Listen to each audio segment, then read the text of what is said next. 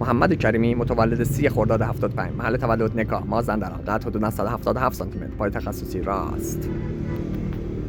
شروع فوتبال حرفه‌ای، پایه‌های خونه به خونه بابل تا سال 95. از سال 95 تا سال 97 در تیم بزرگسالان خونه به خونه و از سال 97 تا به امروز در تیم بزرگ سپاهان اصفهان.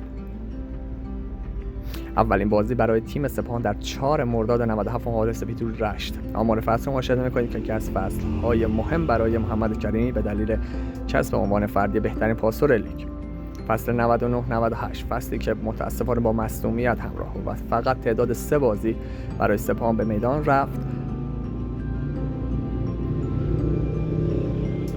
فصل 99-400 فصلی بعد از بازگشت از مصدومیت که تعداد بازی 27 بازی در لیگ انجام داد و به عنوان نایب قهرمانی لیگ با 65 امتیاز دست یافت.